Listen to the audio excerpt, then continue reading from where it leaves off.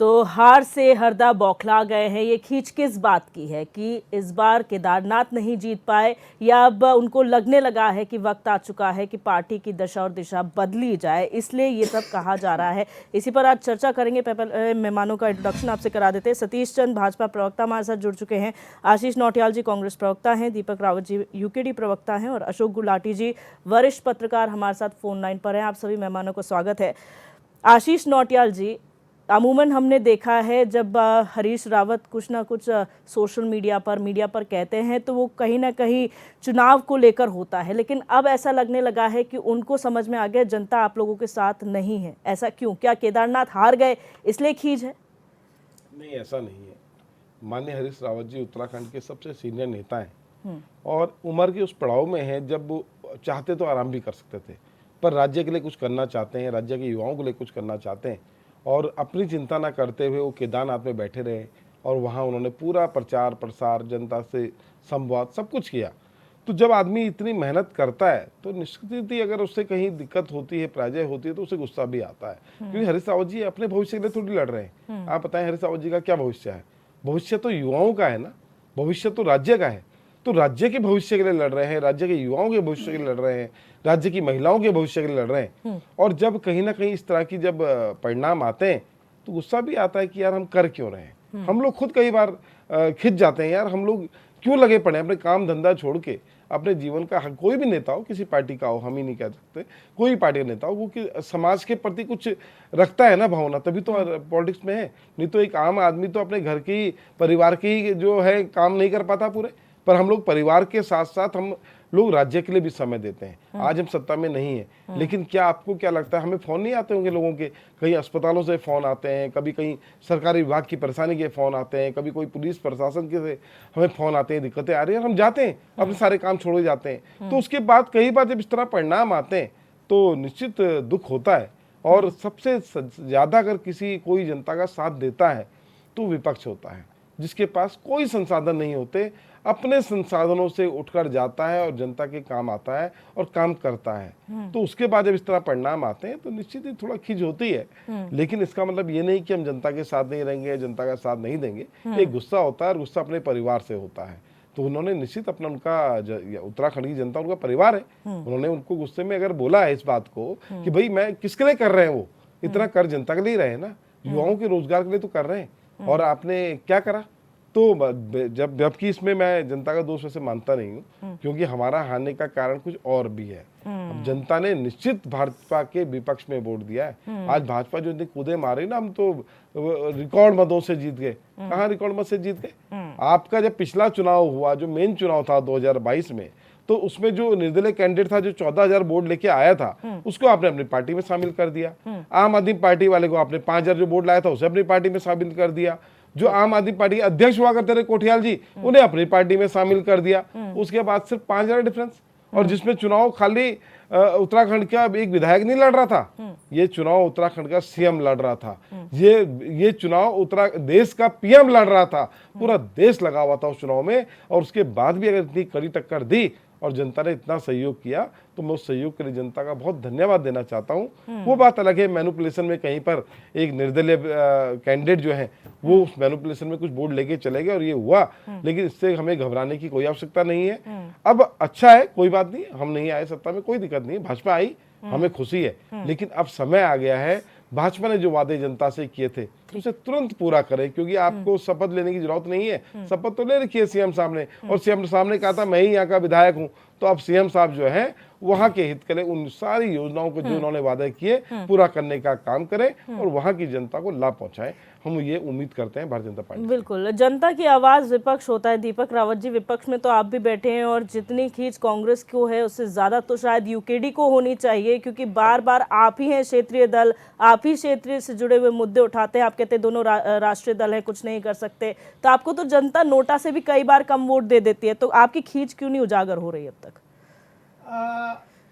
बहुत साधारण है दिव्यादर्शिनी। समर्पण भाव प्रदेश की जनता के प्रति, प्रदेश के प्रति, प्रदेश के सुदूर क्षेत्र में रहने वाले जो व्यक्ति है उसके प्रति कहीं ना कहीं पर इसकी कमी आज नजर आ रही है, तभी ऐसी बातें आ रही हैं। 40 वर्ष हो गए यूकेडी को बने हुए, तमाम चुनाव आए, बहुत बार तो आपने ही अपने इस चैनल में यूकेडी को कटघरे में खड़ा किया कि नोटा से भी कम वोट मिले, लेकिन तब भी हमारा जवाब ये था कि हम अपने लक्ष्य से नहीं भटकेंगे। इस राज्य के लिए हमारा समर्पण भाव इस तरीके से है कि अगर वो हमें जनता नकारती रहती है, बार बार नकारती है, तो उसके बावजूद भी हम हिम्मत करके खड़े रहते हैं कि किसी भी तरीके से हम अपने लक्ष्य से नहीं भटकेंगे। हमारा एक एक कार्यकर्ता चाहे सीमित मात्रा में है भारतीय जनता पार्टी के और कांग्रेस के वनस्पत, लेकिन फिर भी हमारा एक एक कार्यकर्ता इस समर्पण भाव से है कि भले ही आज जनता को हमारी बात समझ में ना आ रही हो, भले ही आज जनता हमारे विचारों के साथ अपने आप को नहीं जोड़ती हो, भले ही आज हमारे जो मुद्दे हैं उनके साथ जनता जुड़ना नहीं चाहती हो, लेकिन हमें पता है कि इस प्रदेश के बनने से पहले और आज वर्तमान में जब हम इस प्रदेश की दिशा और दशा की बात कर रहे हैं, तो हमें लगता है कि हाँ, हम सही हैं और हम हमेशा सोचते रहेंगे। देखिए, जो बात हरीश रावत जी ने कही है, उनकी कुछ बातों से मैं सहमत हूं और कुछ बातों से मैं बिल्कुल पूर्णतः असहमत हूं। सहमत, जहां असहमत वाली बात है, यह है कि देखिए, जनता ही जनार्दन है, जनता ही लोकतंत्र में सर्वोपरि है। जनता का जो भी निर्णय होता है उसको हमें स्वीकार करना पड़ेगा।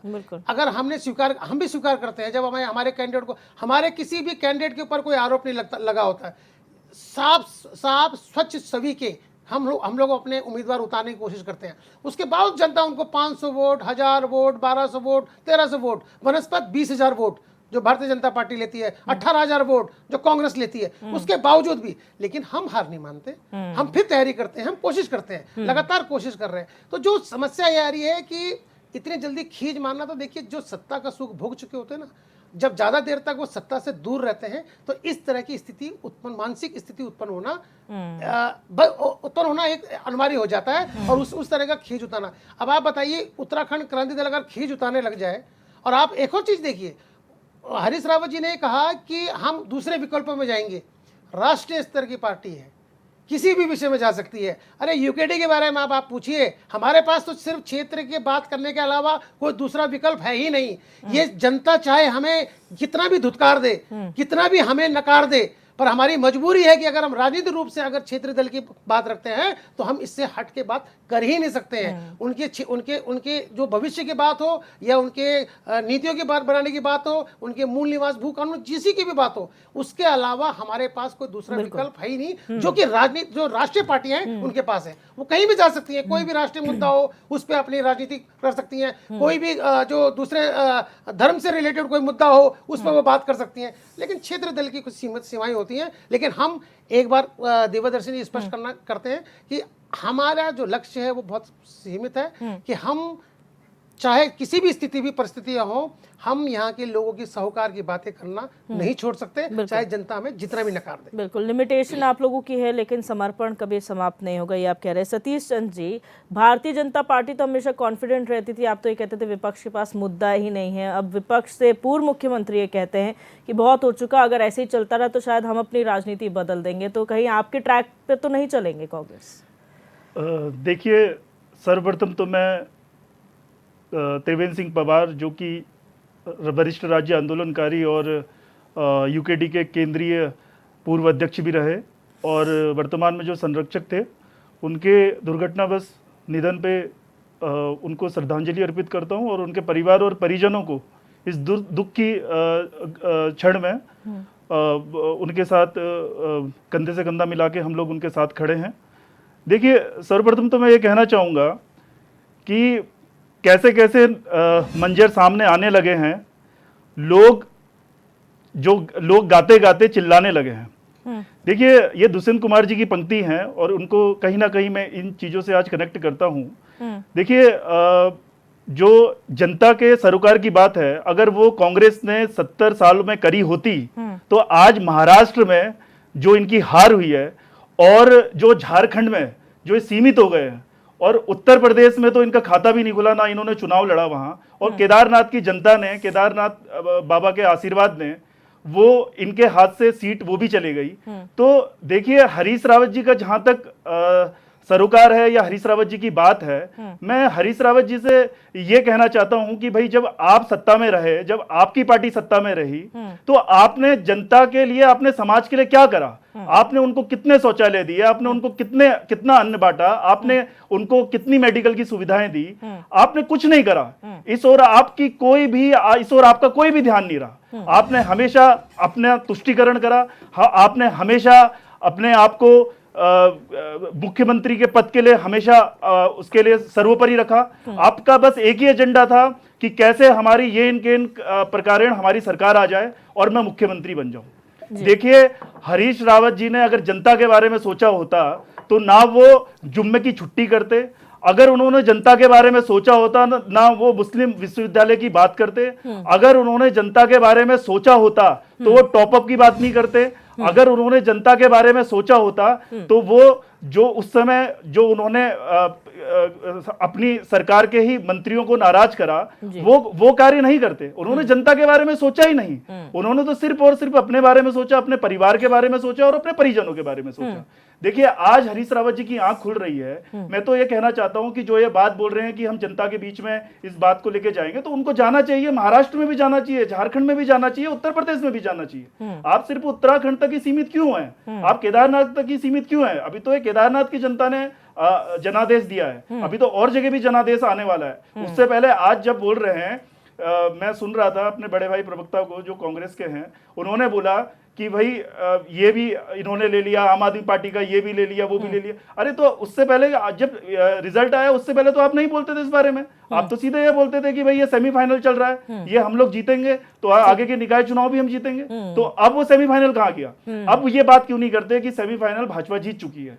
लेकिन आज ये कोई बात इस तरह की नहीं करेंगे। और आज हरीश रावत जी जो ये बोल रहे हैं, मैं ये समझता हूं कि खिसियाई बिल्ली खंबा नोचे तो वाला हिसाब हो रहा है, क्योंकि हरीश रावत जी को लग रहा है कि अब मैं इस वाले टेन्योर में मुख्यमंत्री मेरा बनना नहीं हो पाएगा, ये पॉसिबल नहीं है। तो मुझे ये लगता है कि अभी भी वो अपने स्वार्थ के बारे में सोच रहे हैं कि भाई ये मैं इसको इस उत्तराखंड में कांग्रेस को लीड कैसे करूंगा। तो देखिए, इसमें आपको और सारी उत्तराखंड की जनता को पता है कि हरीश रावत किस चरित्र के आदमी हैं और उनका जो चरित्र है, जब उत्तराखंड में उनकी सरकार गिरी थी तो उस समय उनका चरित्र पूरे देश ने देखा था। तो इसीलिए इस चीज के लिए ज्यादा बात करके कुछ होना नहीं है। और जो जनता है वो सब कुछ समझती है और सब कुछ जानती है, और जनता ने सारी चीजें समझ ली हैं कि कांग्रेस का क्या एजेंडा है। उसको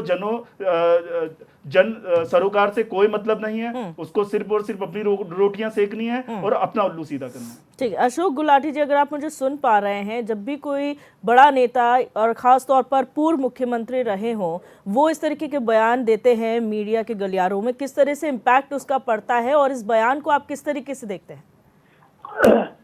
पहले तो मैं परिचय अपना कराना जरूरी है जी। 78 से मैं पत्रकारिता के जगत में हूँ, दैनिक जागरण में रहा, 12 साल, 7 साल हिंदुस्तान में रहा, 18 साल से उत्तरांचल देवी माया निकल रहा है जी। और 5 साल से देवी माया चैनल है, पत्रकार परिषद मंडल का अध्यक्ष हूँ।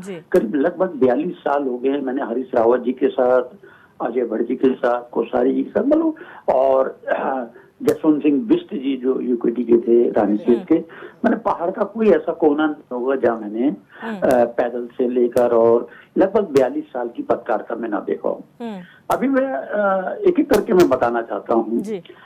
केदारनाथ पे हम पहले पहुंचते हैं, 10 दिन पहले ही बहुत ही कांग्रेस के वरिष्ठ नेता ने हमें बता दिया था कि सब हम हार रहे हैं। उसका कारण क्या है कि आपने तरह से अन्य नेता वहां पर आए और वहां पे वो बैठे, प्रेस कॉन्फ्रेंस करी और गेस्ट हाउस में बैठे आ गए। स्थानीय कार्यकर्ताओं को महत्व नहीं दिया गया। पहले हमने जब पत्रकारिता 78-9 में शुरू करी थी, जब भी कोई पार्टी हारती थी तो जनता का ये मान लेते थे कि साहब जनता का जनादेश शर्माते थे। इस तरह का आरोप जो हरीश रावत जी लगा रहे हैं, कभी समाचार पत्रों में दे रहे हैं शराब और ये वो। अब देखिए सबसे जो महत्वपूर्ण बात है, स्थानीय कार्यकर्ताओं को महत्व देना चाहिए था, जो नहीं दिया। जैसे कि बीजेपी ने पहले से ही तैयारी कर दी थी, इन्होंने कोई तैयारी नहीं की, कोई। जबकि देखिए मुख्यमंत्री भी आए, सब आए, उन्होंने एक दिशा तय होनी थी। और कोई बड़े नेता राहुल गांधी जब एक एक प्रतिष्ठा बनती है और एक इसको जो बड़े बड़े नेता इसको आना चाहिए था। और स्थानीय कार्यकर्ताओं को, जैसे कि कांग्रेस के ही लोगों ने बताया कि साहब बाहर के लोगों को बुलाकर आए और प्रेस करी और चले गए, उससे भी एक बहुत बड़ा नुकसान हुआ। और हरीश रावत जी को, मेरे बहुत पुराने मित्र हैं, मैं इनके साथ सैकड़ों बार मैंने कवरेज की है, कोई ऐसा अच्छी तरह मुझे जानते भी हैं, बहुत मेरे मित्र हैं। इनको चाहिए कि स्वीकार कर लेते हैं और कार्यकर्ताओं का मनोबल बढ़ाने के लिए कि हम आगे से, जिस तरह बीजेपी ने देखिए उनकी चाणक्य नीति, उन्होंने जमीन से लेकर हर कार्यकर्ताओं को, हर बूथ पे, हर जगह उन्होंने वो स्टैंड किया, मगर हवाई से नहीं होता। देखिए आज आप जनता को इस तरह कह रहे हैं तो बड़ा दुर्भाग्यपूर्ण है मेरे अनुसार। दूसरा यूकेडी के जो कुछ जो थे वो बीजेपी में गोद में बैठ गए। आज दुर्भाग्यपूर्ण है कि यूकेडी के कार्यकर्ताओं ने, मैं आपको बताना चाहूंगा, यूकेडी के लिए मैंने बहुत ही कवरेज करी, चाहे इनके राष्ट्रीय अध्यक्ष हो, मैंने इनके लिए कहाँ नहीं गया, और बेचारे आज लगभग सब डेथ हो गई है। तो यूकेडी आज अगर एक होती, आपसी झगड़े में, आपसी लड़ाई में इन्होंने अपना अस्तित्व समाप्त कर दिया, नहीं तो आज कोई भी पार्टी नहीं होती, उत्तराखंड राज्य करती। जैसे उत्तराखंड क्रांति दल ने जो है यहाँ पर जो है संघर्ष किया, राज्य के लिए संघर्ष किया, इसमें कोई दो राय नहीं। आपसी विवाद, आपसी लड़ाई, चाहे स्वर्गीय हमारे त्रिपाठी जी हों, चाहे हमारे वो फरीदाबाद में जो रहते थे, मतलब सभी मेरे नेता जो है, काशी गेरी जी, चाहे वो भट्ट जी हों जो बाद में गोद में बैठ के जाकर बीजेपी के, मतलब इन्होंने अपने आप को स्वयं कुल्हाड़ी मारी है। जनता ने इनको सराखों में रखा था, मगर इन्होंने अपने खुद ही अस्तित्व को समाप्त किया। अब बीजेपी ने क्या किया, एक इसको अपना एक प्रतिष्ठा का प्रश्न बनाया। अगर ये सीट हार जाती तो बीजेपी का इसमें निसंदेह आने वाले निकाय जो चुनाव हैं इस पे अस्तित्व पे प्रश्न चिन्ह लग जाता। और मुख्यमंत्री धामी सहित सभी नेताओं ने, और उन्होंने स्वयं कहा कि ये मेरा चुनाव है। इसी तरह अगर बड़े नेता आते और स्थानीय जो बुजुर्ग कार्यकर्ता थे कांग्रेस के, अगर उनको जो है प्रोत्साहन देते, उनको आगे करते, ना कि तरई से उनको सबको बुलाकर, उनका कुछ फायदा नहीं हुआ। और दूसरा, स्वीकार करना चाहिए जनता को। अगर आप ऐसे कहेंगे कि साहब हम भी, अब क्या जाएंगे आपने जब जाना था कार्यकर्ताओं, देखिए कार्यकर्ता ही रीढ़ की हड्डी होती है। बिल्कुल, हम लोग 45 साल से पत्रकारिता कर रहे हैं, हम जानते हैं। हमें 10 दिन पहले ही कांग्रेस के बड़े नेताओं ने बता दिया था कि साहब कई चीजें मैं कहना नहीं चाहूंगा कि साहब हम हार रहे हैं, इनका कारण ये है। तो ये चीज इनको मंथन करना चाहिए, आखिर हम हारे क्यों, कि साहब हम जनता के मुद्दे उठाते रहे, ये करते रहे, अनगिनत बातें करना, ये एक बचकाना वाली बात है। जैसे वार्ड का एक मेंबर जैसी बातें करते, ऐसा नहीं करना चाहिए रावत जी को। और एक इनको स्वीकार करना चाहिए कि हम सब कार्यकर्ताओं से बैठ के मंथन करिए, आखिर हम हारे क्यों, कारण क्या रहा, और जबकि हम पहले 2 सीटें हारे जीत गए थे, इसको चीज पे मंथन करना चाहिए, ना कि जनता को। और आप ऐसे करेंगे तो आने वाले निकायों में भी जनता ही कहेगी, आपको पलट देगी। और रहा देखिए दल बल, तो जो जहां सत्ता होती है, आरोप प्रत्यारोप पहले एटीएम पे लगता था, आज जो है मैं तो अच्छे से की दोहराऊं कि जनता पे इस तरह के आरोप प्रत्यारोप न लगा के स्वीकार करें अपने आप को, जो है अपने आप को जो दिखा दें। जनता जनादेश माथे पे है, क्योंकि आपने बहुत लंबी आगे भी लड़ाई है। अभी क्या एक अगर एक विधानसभा उपचुनाव हार गए, इसका मतलब थोड़ा कि आप एक किसी शायर ने कहा कि आप एक बाजी जीत गए, तो क्या सोचा जिंदगी की बाजी थोड़ा जीत गए। अभी राजनीति है, बहुत बड़ा कांग्रेस का बहुत बड़ा समुंदर है, बहुत बड़ा वो है, मगर इनमें अपनी खामियां ढूंढिए, जनता को ना वोट देकर अपने उसमें देखिए, और स्थानीय कार्यकर्ताओं को बताइए कहाँ पे, बिल्कुल मंथन करने की जरूरत है। बिल्कुल, अभी लगातार चर्चा करेंगे आगे भी कि आखिर किसको मंथन करने की जरूरत है, और इस बयान से आगे आने वाले समय में राजनीति में किस तरीके का बदलाव देखने को मिलेगा। लेकिन यहाँ रुकेंगे एक छोटे से ब्रेक के लिए, आप बने रहिए हमारे साथ।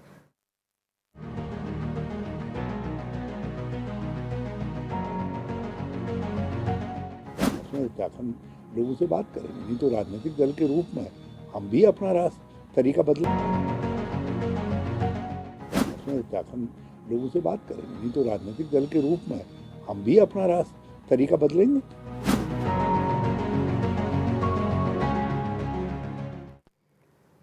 ब्रेक के बाद आप सभी का एक बार फिर से स्वागत है। लगातार चर्चा कर रहे हैं जो हरीश रावत ने बयान दिया है उसके क्या मायने हैं। लगातार मेहमान हमारे साथ बने हुए हैं।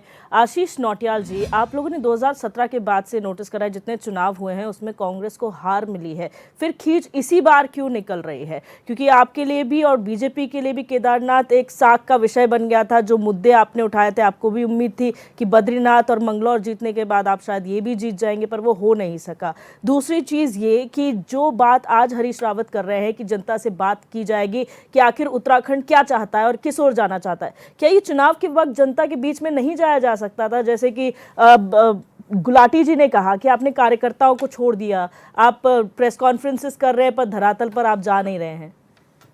देखिए दिव्या जी, जब चुनाव था तो हमें इतने मुद्दे थे कि उन मुद्दों के आगे भारतीय जनता पार्टी जीत ही नहीं सकती थी।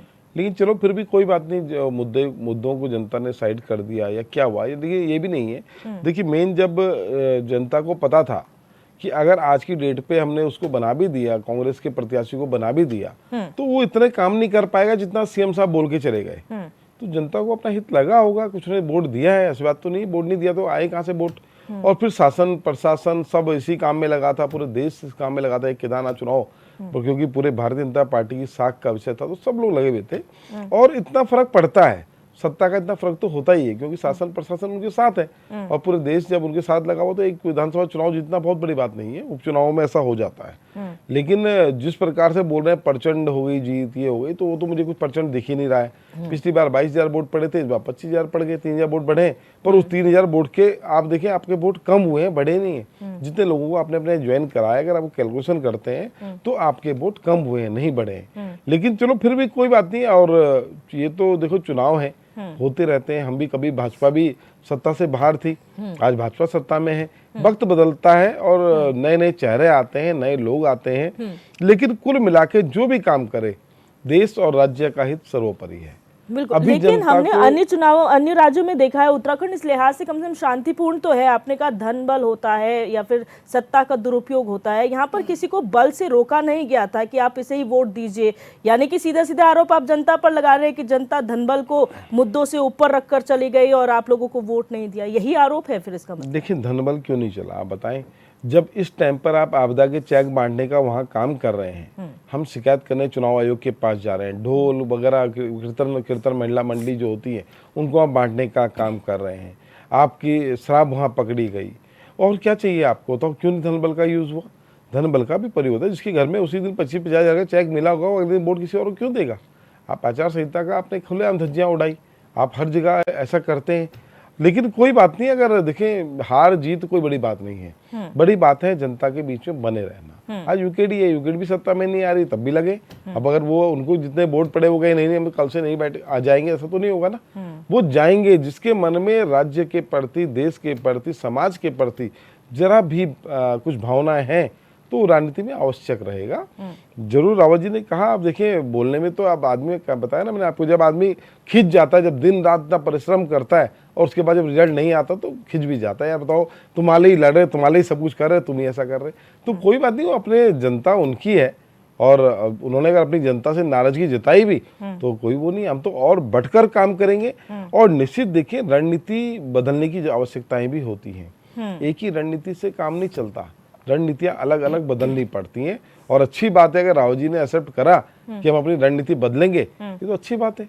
हमें रणनीति निश्चित ही वक्त के साथ अलग, पहले कभी अंतर्देशीय बोलते थे, चिट्ठियां चला करती थी, फिर उसके बाद धीरे धीरे मेल का जमाना आया, मेल से व्हाट्सएप आ गया, तो रणनीति तो बदलनी चाहिए। आप अगर हरीश रावत जी के बयान को गौर से सुनेंगे तो उन्होंने क्या कहा? उन्होंने कहा कि पहले हम ये जानने की कोशिश करें जनता आखिर क्या चाहती है, और अगर जनता यही चाहती है तो हम अपने जो है राजनीति में परिवर्तन करेंगे। ऐसा क्या परिवर्तन? यानी कि आप फिर बीजेपी के एजेंडे पे चलना शुरू कर देंगे? क्योंकि आप लोगों ने हमेशा से कहा बीजेपी जो है वो हम कभी नहीं हो सकते। देखिए नफरत का एजेंडा हम लोग कभी अपना ही नहीं सकते। भाजपा का एजेंडा क्या है? सिर्फ नफरत, विकास का एजेंडा थोड़ी है। कर्ज ले रहे हैं देश पे और कह रहे हैं विकास कर रहे हैं, विकास ये विकास थोड़ी होता है। नफरत के एजेंडे को हम कभी स्वीकार नहीं करेंगे। और जैसे आपने भी बताया कि रावत जी ने कहा कि हम जनता से मिलेंगे, संवाद करेंगे, बात करेंगे, तो ये तो होना ही चाहिए। कोई भी हार हो या जीत हो, उसके बाद एक सर्वे जरूर होना चाहिए कि आखिर हम हारे तो क्यों हारे और जीते तो क्यों जीते, ये होना चाहिए। तो वो भी अगर रावत जी ने कहा है कि मैं करूंगा तो मुझे तो कहीं गलत नहीं लग रहा, हमें करना चाहिए और बहुत अच्छी तरह से करना चाहिए। इस बात को जानना चाहिए कि जनता क्या चाह रही है और हम क्या देना चाह रहे हैं। पता लगा जनता को तो गुलाब जामुन चाहिए और हम उसको जो है नमकीन पकड़ा रहे हैं, तो जनता की भावनाओं को भी समझना पड़ेगा। जनता क्या चाहती थी उसको समझना पड़ेगा। हार के बाद निश्चित एक वो होता आकलन होना चाहिए कि हम लोग क्यों हारे, इसका आकलन होना चाहिए। लेकिन मुझे तो जनरल लगा, जो मेरा अपना विचार है और मेरे अपने व्यूज हैं, जो मेरा अपना सोचना, उसके हिसाब से तो मुझे लगा जो निर्दलीय कैंडिडेट जो लड़ा, देखिए कांग्रेस का एक कैडर वोट है वो तय है, भाजपा का भी एक कैडर वोट है वो भी तय है, यूकेडी का भी एक कैडर है वो भी तय है। पर क्या त्रिभुवन का कोई कैडर था? त्रिभुवन तो अभी आए हैं ना, तो उनका कोई कैडर नहीं था। उन्होंने जो वोट ऐसा होता है जो इधर उधर खिसकने वाला होता है, उस वो वोट यहाँ ना आके वहां चला गया, बस यही हुआ है और इसके अलावा कुछ नहीं हुआ। तो कांग्रेस जीत रही थी, लेकिन चलो कोई दिक्कत नहीं है अगर नहीं भी जीती और जनता ने भारतीय जनता पार्टी को मौका दिया या मिल गया, कुछ भी संयोग समझे, लेकिन मेरा सब इतना कहना है भारतीय जनता पार्टी को ईमानदारी से, जैसे 5 मंत्री वहां बैठा दिए थे ना चुनाव से पहले, आप फिर दोबारा अपने 5 मंत्रियों को वहां बैठाने का काम करो। मुख्यमंत्री फिर जाए वहां पर, क्योंकि उन्होंने कहा था मैं यहाँ का विधायक हूँ, वहां जाए और वहां की एक एक समस्या को सॉल्व करें। जनता के मन में गुस्सा है, 24,000 22,000 वोट कम नहीं होते जनता ने जो हमें दिए हैं, ये वोट कम नहीं, 22,000 हमारे, 9,000 त्रिभुवन के, 30,000 लोग तो आपके अगेंस्ट में, 31,000 लोग आपके अगेंस्ट में उस छोटी सी विधानसभा में, तो आप कहां से जीत गए? 31,000 लोग 32,000 लोगों ने आपके अगेंस्ट में वोट दिया, जबकि सत्ता आपकी है इस समय, आपका प्रभाव होता है सत्ता का।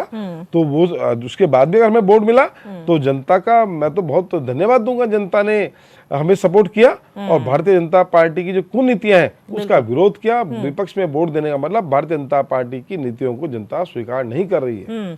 सतीश जी, भारतीय जनता पार्टी ने कैसा बदलाव किया है खासतौर पर प्रदेश की राजनीति में, जहां किसी भी दल को चुनाव लड़ने में अब सोचना पड़ रहा है कि रणनीति में बदलाव कीजिए? क्योंकि अभी तक हमने देखा था एंटी इनकम्बेंसी फैक्टर इस प्रदेश में चला था, कभी कांग्रेस कभी बीजेपी, यूकेडी भी लगातार मेहनत करती थी। अब ये दौर आ गया कि देश की सबसे बड़ी राजनीतिक पार्टी कभी हुआ करती थी, वो आज ये सोच रही है कि अगर जनता ने वोट नहीं दिया तो हम जो है राजनीति में परिवर्तन करेंगे, अपनी रणनीति में परिवर्तन करेंगे। आपने ऐसा क्या कर दिया है जिसको आप विकास कहते हैं, जनता आपके साथ है, जिसे विपक्ष कहता है धन बल और सत्ता का दुरुपयोग? देखिए, जो परिवर्तन की बात कांग्रेस कर रही है, मुझे लगता है कि कांग्रेस को अपने नेतृत्व में भी परिवर्तन करना पड़ेगा।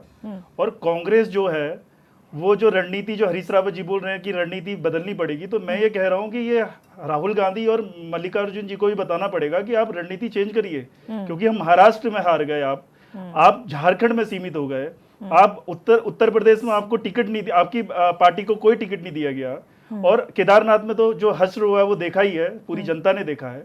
देखिए, प्रधानमंत्री मोदी जी और पुष्कर सिंह धामी जी की सरकार ने उत्तराखंड में और केदारनाथ में विकास का जो पहिया घुमाया है वो इतना तेज है कि उसको कांग्रेस और विपक्ष की पार्टियां पकड़ नहीं सकती हैं। देखिए, हरीश रावत जहां एक तरफ जब अपने मुख्यमंत्री के शासनकाल में डेनिश को बढ़ावा दे रहे थे और डेनिश पिला रहे थे उत्तराखंड की जनता को, तो आज वो बोलते हैं कि हमें जनता का सरोकार वाले मुद्दे नहीं उठाने हैं। अरे आप ये बताइए, जब उत्तराखंड में राज्य आंदोलन चल रहा था, हमारी युवा और मातृशक्ति रोड पर थी, तब आप दिल्ली में बैठ के बोला करते थे कि उत्तराखंड को केंद्र शासित प्रदेश बना देना चाहिए। आप जब दिल्ली में थे, जब आप के ही यहाँ पे मुख्यमंत्री नारायण दत्त तिवारी जी थे और आपके जब यहाँ पे मुख्यमंत्री विजय बहुगुणा जी थे, तो आप दिल्ली में लेटर लिखा करते थे, दिल्ली में आप मुख्यमंत्री को लेटर लिखा करते थे, आप दिल्ली में अपने शीर्ष नेतृत्व को लेटर लिखा करते थे। आपने उस समय भी विकास की बात नहीं करी। आपका सिर्फ और सिर्फ एक एजेंडा था कि मैं कैसे भी करके मुख्यमंत्री बन जाऊं। अरे आप मुझे ये बताइए कि आपका जन सरोकार था किससे? आपका जन सरोकार अपने परिवार से था या अपने कुछ चित परिचित लोगों से था? तो मेरा यही कहना है हरीश रावत जी से कि हरीश रावत जी, अब इस उम्र के पड़ाव में आप उत्तराखंड के लिए विकास के लिए कुछ सोचें और उसको आगे बढ़ाएं। आप इस चीज को अभी नई पीढ़ी को आने दें और उसको भी नेतृत्व करने का अपनी जो क्षमता है उसको बढ़ाने दें। लेकिन सतीश जी, ये सत्ता परिवर्तन और ये राजनीति में परिवर्तन का सवाल इसलिए उठ रहा है, 2014 से पहले भी इस देश प्रदेश में चुनाव हुए हैं, उस वक्त भी कभी विपक्ष कभी पक्ष का था, और कभी हमने ये नहीं सुना कि अगर पक्ष जीत गया तो विपक्ष की हार हो गई, विपक्ष एग्जिस्ट नहीं करता, जो आज मैसेज दिया जाता जाता है। उस वक्त अगर ये मैसेज दिया होता तो शायद आप लोगों के लिए बहुत डिफिकल्ट हो जाता आगे आना और इतना बड़ा प्रचंड बहुमत खड़ा करना। तो क्या आपको नहीं लगता कि आप लोग परिवर्तन लेकर आए हैं? देखिए, परिवर्तन तो हम लेके आए हैं, वो तो आम जनता जो इस देश की है, जिसको चिकित्सा मिली है, जिसको आवास मिला है, जिसको अन्न मिला है, जिसको शौचालय मिले हैं, तो वो परिवर्तन तो आया ही है। और निश्चित तौर पे अगर इन लोगों ने 70 साल के शासनकाल में उस जनता के हिसाब से कार्य करा होता, उनकी जो मांग है उनके हिसाब से कार्य करा होता, उनको समझा होता, लेकिन ये तो एक इटालियन क्वात्रोची और इन लोगों के उस पे रहे, उन्हीं को लाभ पहुंचाने पे रहे। इन्होंने आम जनता की तो कभी सोची नहीं। अगर आम जनता की सोचते तो आज ये हश्र जो आज इनका हुआ है वो नहीं होता। लेकिन इन्होंने उस वैक्यूम को पैदा करा और उस वैक्यूम ने एक लीडर को पनपाया और एक लीडरशिप जो आई नरेंद्र मोदी जी के रूप में, तो वो लीडरशिप जो है आज पूरा विश्व देख रहा है कि उसने भारत को कहां से कहां पहुंचा दिया। यानी कि आप 2014 से पहले ये नहीं मानते कि स्कूल्स थे, एम्स थे, IITs थे या फिर इसरो जैसी संस्थान थी, 2014 से पहले कोई फंक्शन ही नहीं कर रहा था, ऐसा आप लोगों की बातों से लगता है? देखिए दिव्यदर्शनी जी, मैं आपसे ये कहना चाहता हूँ, 2014 तक पूरे देश में कितने एम्स थे? पूरे देश में 7 एम्स थे और आज 23 एम्स है। तो आप स्ट्राइक रेट भी तो देखिए ना, विकास का क्या है। अगर 2014 तक IIT, IIM इन्होंने क्या करा? इन्होंने सबको गुलाम बनाने की कोशिश करी। इन्होंने सोचा कि शिक्षा है तो शिक्षा का निजीकरण हो ज्यादा से ज्यादा। इन्होंने कभी भी पब्लिक सेक्टर को आगे नहीं बढ़ाया। तो गलती किसकी है? देखिए, इन लोगों को इस बारे में सोचना चाहिए था और आज भी ये इस बारे में नहीं सोच रहे। जहां भी इनकी सरकारें हैं, आप खुद देखिएगा, वहां निजीकरण हावी हो रहा है। इन लोगों ने निजीकरण को उस परिप्रेक्ष्य में कभी भी आगे नहीं बढ़ाया कि जहां से विकास भी हो, लोगों को रोजगार भी मिले, लेकिन इन्होंने निजीकरण को दिया अपने लोगों को, अपने खास लोगों को, अपने खास चमचों को, उन्हीं के द्वारा इन्होंने निजीकरण को आगे बढ़ाया। ठीक है दीपक रावत जी, यहाँ पर निजीकरण की बात हो रही है, ये हम सब जानते हैं कि निजीकरण तब में और अब में क्या फ़र्क है, लेकिन यूकेडी के परिप्रेक्ष्य में बात की जाए, क्या आप लोग भी अपनी रणनीति में बदलाव करेंगे? आपने कहा हम लॉयल रहेंगे जनता के प्रति, हमारे पास हमारी मजबूरी है कि हम क्षेत्र दल हैं, यहीं के मुद्दे उठाएंगे, यहीं की सेवा करेंगे, समर्पण हमारा यहीं के लिए होगा। लेकिन क्या आपको नहीं लगता कि आपका भी समय आ गया कि रणनीति में अब बदलाव कीजिए, आप भी युवाओं को मौका दीजिए? दिव्यदर्शिनी जी, मैं जिस चीज़ से बचना चाह रहा था, सतीश जी ने उस बात को छेड़ दिया। आज से 1 महीने पूर्व हमने इस प्रदेश में एक तांडव रैली करी थी और जिनके नेतृत्व में करी थी हमारे दिवंगत, जो जिनकी कल एक आकस्मिक सड़क दुर्घटना में मृत्यु हुई, हमारे स्वर्गीय त्रिवेंद्र पवार जी। उन्होंने एक प्रण ले रखा था कि किसी भी कीमत में यहाँ के, अब जो 24 वर्ष हो चुके हैं, वो हमसे कहते थे, स्वयं मैं भी जब उनके संपर्क में था तो मुझे कहते थे कि दीपक, आप हमें पीछे नहीं देखना है, 2027 से पहले हमें सत्ता में आना है और यहाँ के जो 24 वर्षों से जो मूल मुद्दे हैं उनको हम धरातल पे लेके आएंगे, उनको लोगों तक जन जन पहुँचाएंगे। और तांडव रैली का जो तांडव शब्द है, ये भी उन्हीं की देन है कि तांडव दिखाएंगे। अब यूकेडी का तांडव करने का समय आ गया है। कल जिस तरह की सड़क दुर्घटना में उनकी मृत्यु हुई, अब आप ऐतिहासिक, वो एक इतिहास बन चुके हैं। आप एक प्रश्न यूपीएससी में पूछा जाता है, यहाँ की तमाम परीक्षाएं जो होती हैं उन्हें पूछा जाता है कि लेटर बम किसके द्वारा फेंका गया था, तो वो कार्य भी अगर किसी ने किया तो हमारे स्वर्गीय जो त्रिवेंद्र पवार जी हैं उनके द्वारा किया गया। और आपका जो प्रश्न है जो आप मुझसे अब पूछ रही हैं, तो हमारे यहाँ तो शहादतें अभी भी चल रही हैं।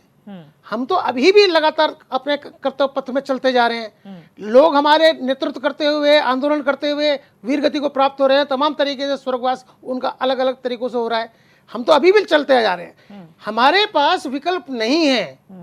क्षेत्रीय दल की एक मजबूरी है जो मैं बता रहा हूं, हमारे पास विकल्प नहीं है। हम भारतीय जनता पार्टी की तरह धर्म पर राजनीति नहीं कर सकते हैं।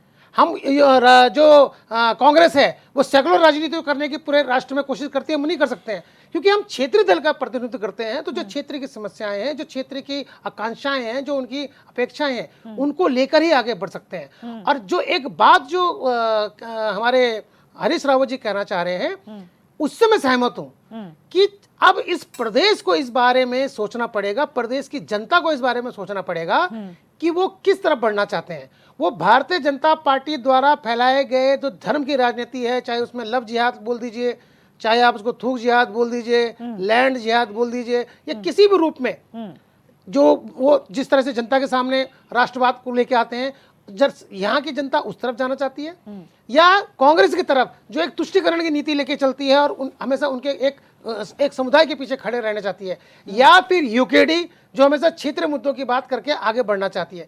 तो निश्चित रूप से ये प्रदेश की जनता को सोचना है कि वो किस तरह आगे बढ़ना चाहती है, क्योंकि बहुत निर्णायक मोड़ में 24 वर्ष हो चुके हैं और 24 वर्ष होने के बाद भी अगर अब जनता जो है एक तरह से युवा प्रदेश बन चुका है 24 वर्ष का, अब ये निर्णय उस प्रदेश को लेना है कि उसके लिए भविष्य में उसके भाग्य के लिए क्या सही है, कौन सी राजनीतिक दल की जो उम्मीदें हैं या राजनीतिक दल की जो नीतियां हैं या उनकी जो रणनीति है वो उनके काम आने वाली है भविष्य में। तो मैं जो हरीश रावत जी ने एक बात करी है कि ये प्रदेश की जनता को सोचना है कि वो ये उत्तराखंड अब भविष्य में कहां जाना चाहता है, तो मैं उस बात से तो उनके साथ सहमत हूं। लेकिन जो दूसरी बात उन्होंने पहले करी कि सरोकार का हम मुद्दे नहीं उठाएंगे, इससे मैं असहमत जरूर हूं।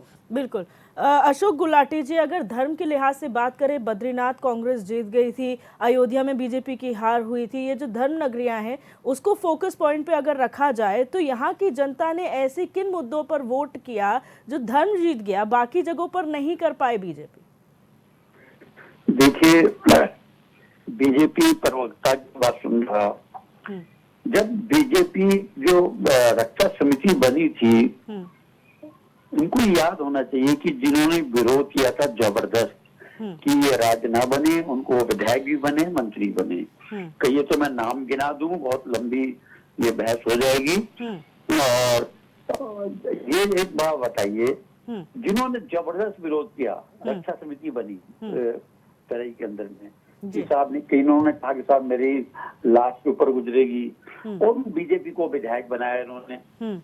दूसरा जो है, अभी आपने जो कहा, मैं ज्यादा क्योंकि लंबी बात कहना ठीक नहीं है, अरे मंथन करिए ना आपने।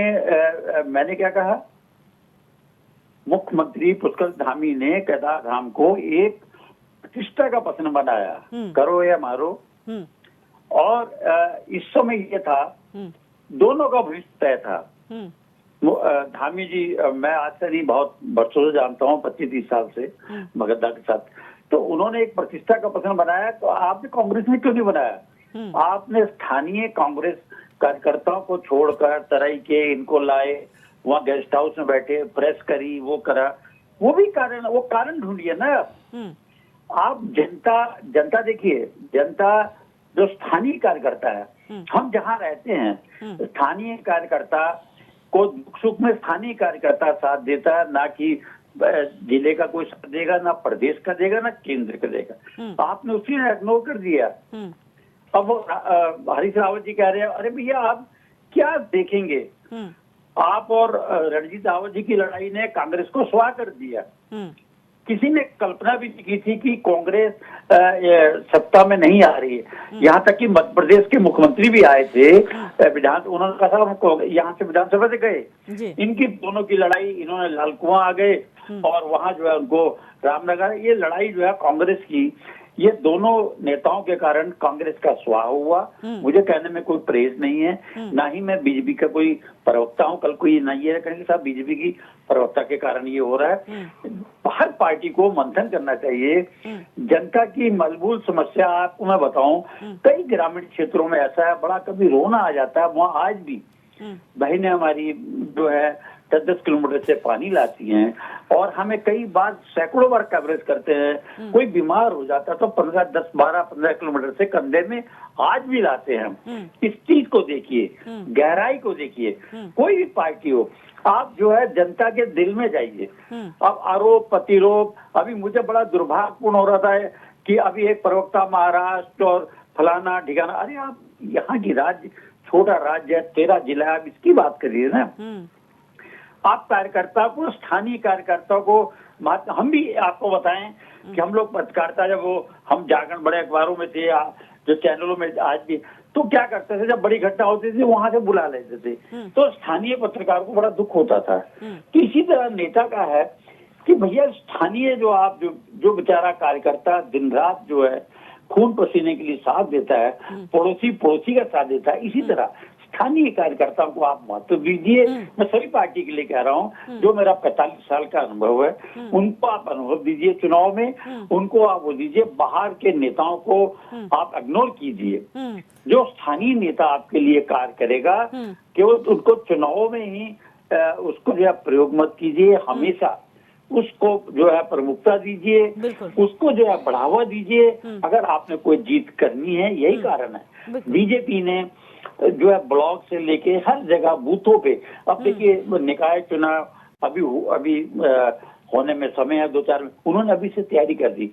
भाई जब तक आप स्थानीय कार्यकर्ताओं को, स्थानीय वहाँ के कार्यकर्ताओं को महत्व नहीं देंगे, बड़े नेता आकर भाषण देके चले जाएंगे, उस भाषण को आपको मैं मजे की एक बात बताना चाहूंगा। कई कांग्रेस नेताओं ने बताया कि साहब क्यों छू हम कामाउनी में बोले उनके पुत्र छू गढ़वाली छू हम जाल, कई तो ऐसे तरह में जो पंजाबी हैं, गैर वो है पहाड़ी हैं, वहाँ गए प्रेस कर दिया, आ गए।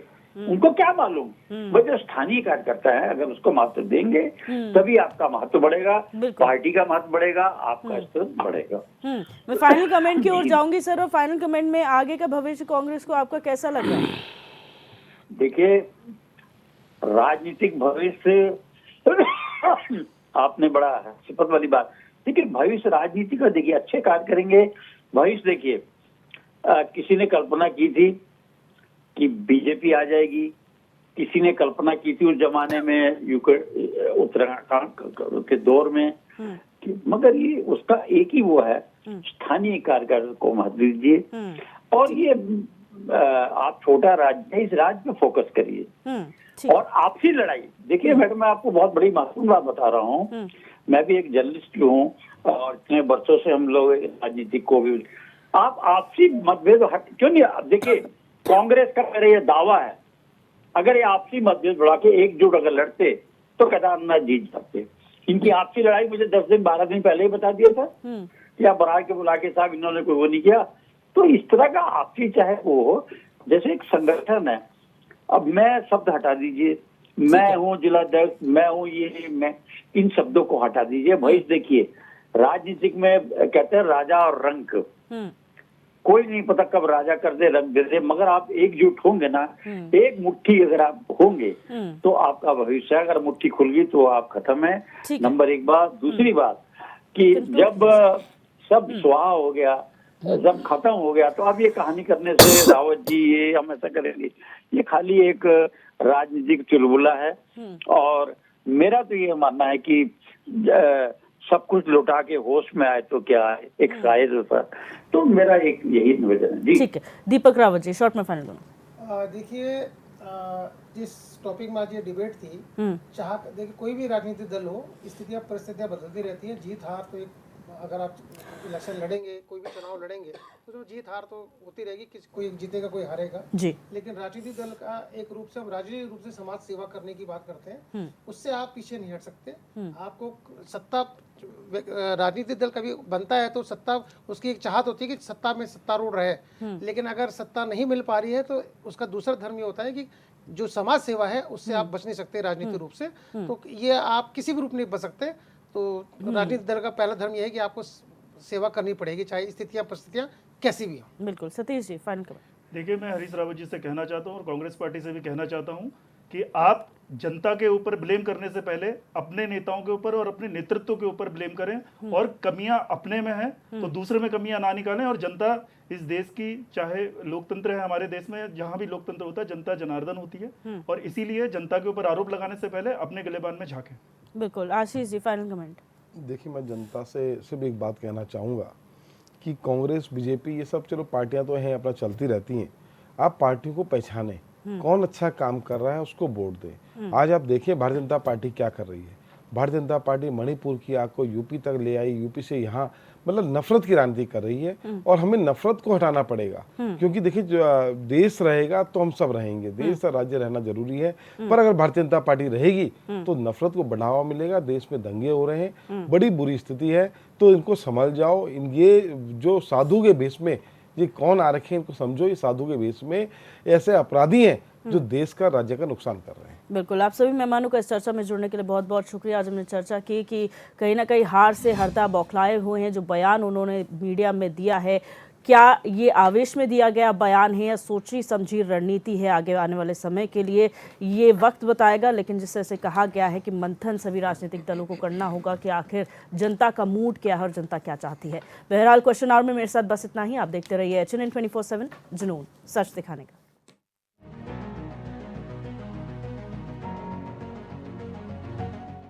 उसमें जाकर लोगों से बात करेंगे, नहीं तो राजनीतिक दल के रूप में हम भी अपना तरीका बदलेंगे।